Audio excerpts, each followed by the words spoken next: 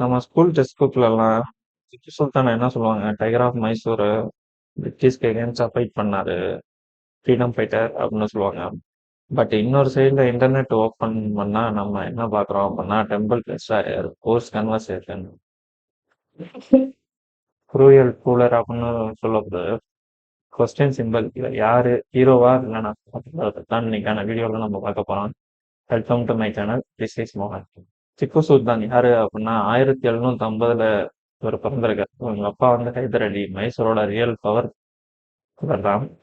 ஹைதர் அலி ஒரு Royal family எல்லாம் கிடையாது, மக்கள் பிள்ளை எழுந்த மனுஷன் தான்.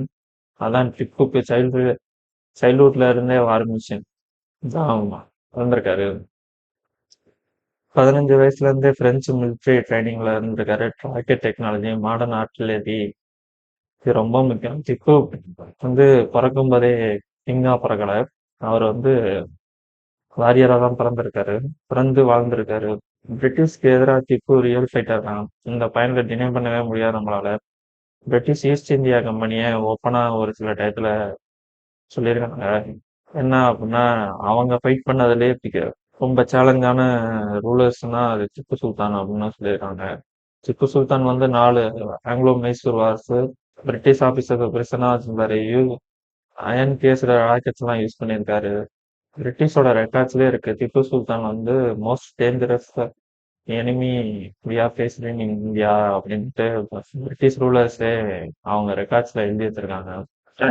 பிரிட்டிஷ்க்கு எதிராக ஃபைட் பண்ணியிருக்காரு, ஸ்ட்ராங்கா ஃபைட் பண்ணியிருக்காரு, எந்த ஒரு பயமும் இல்லாம பிரிட்டிஷ்க்கு எதிராக ஃபைட் பண்ணியிருக்காரு. இங்கதான் உங்களுக்கு ஒரு டவுட் வரும், அப்ப வந்து திப்பு சுல்தான் ஃப்ரீடம் ஃபைட்டரா அப்படின்ட்டு. பட் ஆக்சுவலி அது ஆஃப் தான் உண்மை.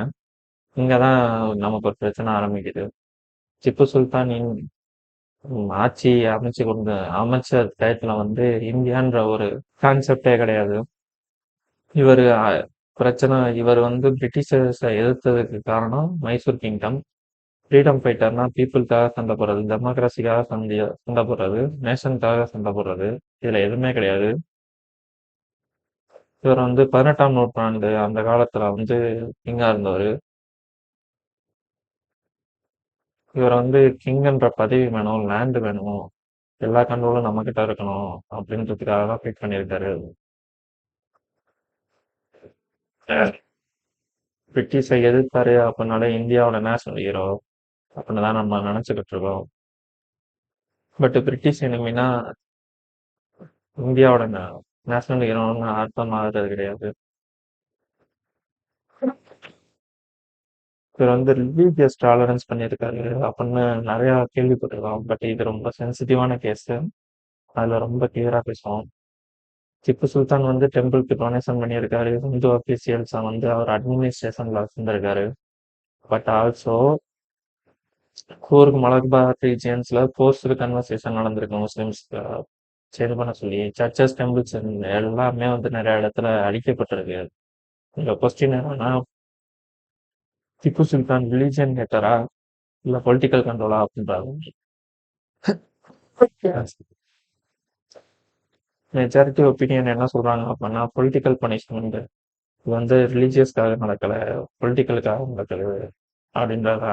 ஃபோர்ஸா ஒருத்தரை வந்து மதமாற்றம் பண்றாங்க அப்படின்னா அது வந்து போஸ்டல் கன்வர்சேஷன் தான், ஜஸ்டிபிகேஷன்லாம் அப்படி சொல்ல முடியாது.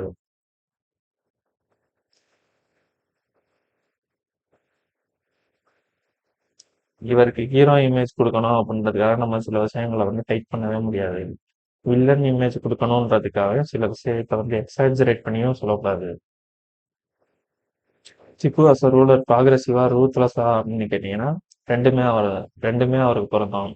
ப்ராகிரசிவ் சைடு என்ன அப்படின்னா, ரெவன்யூ ரிஃபார்ம்ஸ் பண்ணியிருக்காரு, ஸ்டேட் வந்து ஃபேக்ட்ரிஸ் ரன் பண்ணியிருக்காரு, செரிகல்ச்சர் டெவலப் பண்ணியிருக்காரு, மாடர்ன் கலண்டர்ஸ் யூஸ் பண்ணியிருக்காங்க.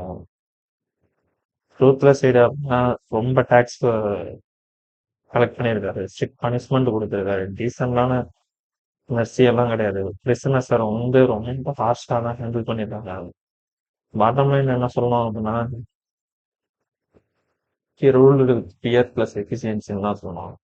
மாடர்ன் மைண்ட் செட்ல பார்த்தா ஆட்டோகிராட்டிக் ரூலர், 18th செஞ்சுரியில பார்த்தா normal king with extreme discipline அப்படின்னு நம்ம சொல்லலாம். இவரோட இறப்பும் இவரோட துரோகத்தையும் பத்தி பார்க்கலாம். 1799 ஃபோர்த் ஆங்கிலோ மைசூர் வார் வந்திருக்கு. திப்பு எஸ்கேப் ஆகல, டீல் பண்ணல, கைட் பண்ணல. பட் அவரு கடைசி மூச்சு வரைக்கும் போராடி இருக்காரு.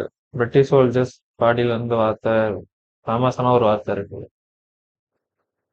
பிரிட்டிஷர்ஸ் வந்து எப்போதுமே ஃபேமஸான ஒரு வார்த்தை வச்சிருந்திருக்காங்க. என்னன்னா, better to live one day as a tiger then 1000 years as a sheep. என்ன சொல்ல வராங்கன்னா, 1000 வருஷம் தான் வந்து ஆட்டு மந்தையில ஆடா வாழ்றதை விட ஒரு நாள் டைகரா வாழ்ந்துக்கலாம் அப்படின்னு சொல்ல வராங்க. இது ரியல் டைலாக் இல்ல, இது சினிமா டைலாக் கிடையாது, இது ரியல் ஸ்டேட்மெண்டா அவங்க கொடுத்துருக்காங்க. நம்ம யாராலையுமே அக்செப்ட் பண்ண முடியாத ஒரு ட்ரூத் என்னன்னா, திப்பு சுல்தான் வந்து ஒரு பெர்ஃபெக்ட் ஹீரோவோ, பெர்ஃபெக்ட் வில்லனோ, இந்த ஃப்ரீடம் ஃபைட்டரோ, ரிலீஜியஸ் டீமானோ கிடையாது. இவர் வந்து brave warrior, anti British ruler, authoritarian king, political ட்ரூத்லெஸ்னு சொல்லலாம். ப்ராப்ளம் என்னன்னா, நம்ம சொசைட்டிக்கு வந்து ஒன்று நல்லவனா இருக்கணும், இல்லைன்னா கெட்டவனா இருக்கணும் அப்படின்ற ஒரு போர்வைக்குள்ளதான் வச்சிருப்பாங்க. கிரே கேரக்டர் கிரே கேரக்டர்ஸ் வந்து யாருக்குமே பிடிக்காது.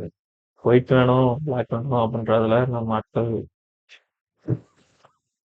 இதுவா இருப்பாங்க. பட் ஹிஸ்ட்ரி எப்போதுமே வந்து ரெண்டுக்கும் காமனான ஒரு விஷயமா தான் நிற்கும்.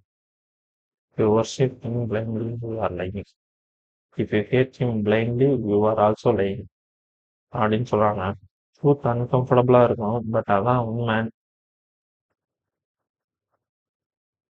ஹிஸ்ட்ரியில ஜட்ஜ் பண்ண எமோஷன் கிடையாது, எவிடன்ஸ் எல்லாம் பண்ணணும். இந்த வீடியோ உங்களுக்கு கோவம் குட். ஏன்னா அது உங்களை திங்க் பண்ண வைக்கிட்டதுன்றதுதான் அர்த்தம். அவ்வளோதான் கைஸ், இன்னைக்கான வீடியோ. மறக்காம லைக் பண்ணிட்டு, கமெண்ட் பண்ணிட்டு, சப்ஸ்கிரைப் பண்ணிட்டுக்கோங்க. Thanks for your support. Thanks.